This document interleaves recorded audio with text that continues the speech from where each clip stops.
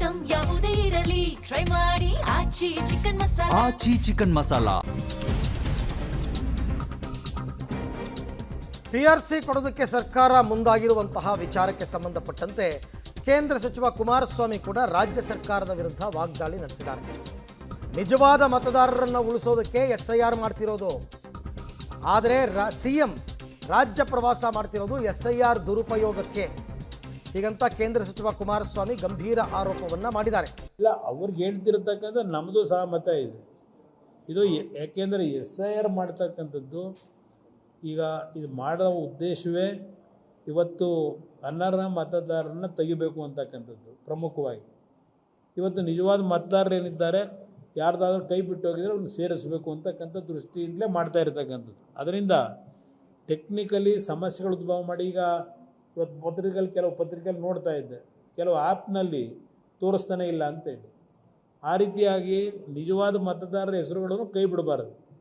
ಆ ದೃಷ್ಟಿಯಿಂದ ಇವತ್ತು ಚುನಾವಣಾ ಆಯೋಗ ಕೇಳ್ತಕ್ಕಂಥದ್ದು ಈ ರೀತಿಯ ಒಂದು ಅನುಮಾನಗಳು, ಗೊಂದಲಗಳು, ಟೆಕ್ನಿಕಲ್ ಪ್ರಾಬ್ಲಮ್ ಏನಿದೆ ಅದನ್ನು ಸರಿಪಡಿಸಬೇಕು ಅಂತಕ್ಕಂಥದ್ದು ಡಿಮ್ಯಾಂಡ್ ಮಾಡ್ತಾರೆ. ಈಗ ನಮ್ಮ ರಾಜ್ಯದ ಮುಖ್ಯಮಂತ್ರಿಗಳು ಪ್ರವಾಸ ಮಾಡ್ತಾ ಇರೋದೇ, ವಿಭಾಗವಾರ ಮೀಟಿಂಗ್ಗಳು ಮಾಡ್ಕೊಂಡು ಬರ್ತಿರೋದೇ ಪ್ರಮುಖವಾಗಿ ಬರ ಅಧ್ಯಯನಕ್ಕೂ ಅಲ್ಲ.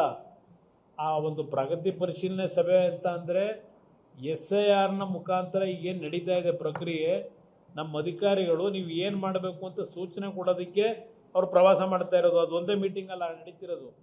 ಅವ್ರ ಪ್ರಗತಿ ಪರಿಶೀಲನಾ ಸಭೆಯಲ್ಲಿ ಪ್ರಮುಖವಾಗಿ ಅವ್ರು ಹೋಗ್ತಿರ್ತಕ್ಕಂಥ ಉದ್ದೇಶವೇ ಈ ರೀತಿ ಈ ಒಂದು ದುರುಪಯೋಗ ಪಡಿಸ್ಕೊಳ್ತಕ್ಕಂಥದ್ದಕ್ಕೆ ಅವ್ರ ಅಧಿಕಾರಿಗಳನ್ನ ಇಟ್ಕೊಂಡು ಹೊರಟಿರ್ತಕ್ಕಂಥದ್ದು. ಇದನ್ನೇ ನಾವು ಅವ್ರ ಮೇಲೆ ಆರೋಪ ಮಾಡ್ತಾ ಇರೋದು. ಏನು ಗಂಟೆ ಎಲ್ಲಿ ಮಾಡವ್ರೆ? ಈಗ ಯಾವ ನೆರಗಾಲವೂ ಇಲ್ಲ, ಬರಗಾಲವೂ ಇಲ್ಲ, ಅವ್ರಿಗಿರೋದು SIR ಗಾಲ. ಅದೇ ನಡೆದಿರೋದು ಮೀಟಿಂಗು. ನಿಮ್ಮ ಕಲಬುರ್ಗದಲ್ಲಿ ಏನು ನಡೆಸಿರೋ ಮೀಟಿಂಗ್ ತಿಳ್ಕೊಳ್ಳಿ. ಒಟ್ಟಾರೆ ಇವಾಗ SIR ವರ್ಸಸ್ ಶಾಶ್ವತ ವಾಸ ಪ್ರಮಾಣ ಪತ್ರ ಅನ್ನೋ ಹಾಗಾಗಿದೆ. ಹಾಗಾಗಿ ಸರ್ಕಾರ, ರಾಜ್ಯ ಸರ್ಕಾರ ಇದನ್ನು ಕೊಡೋದಕ್ಕೆ ರೆಡಿಯಾಗಿರೋದಕ್ಕೆ ಕೇಂದ್ರ ಸರ್ಕಾರ ಏನು ರಿಯಾಕ್ಟ್ ಮಾಡುತ್ತೆ ಅಂತ ಬಹಳ ಇಂಪಾರ್ಟೆಂಟ್. ಅವರೇನಾದರೂ ಆದೇಶಕ್ಕೆ ತಡೆ ಕೊಡ್ತಾರಾ, ನಿಮಗೆ ಕೊಡೋಕ್ಕೆ ಬರಲ್ಲ, ಪೌರತ್ವವನ್ನು ಕೊಡುವ ಅಧಿಕಾರ ರಾಜ್ಯ ಸರ್ಕಾರಕ್ಕಿಲ್ಲ ಅಂತ ಹೇಳಿದ್ರೆ ಇದಕ್ಕೆ ತಡೆ ಬೀಳುತ್ತೆ. ಇಲ್ಲ ಅಂತಂದರೆ ವಿರೋಧ ಪಕ್ಷದವರು ಹೋರಾಟವನ್ನು ಮುಂದುವರಿಸಬೇಕಾಗುತ್ತೆ.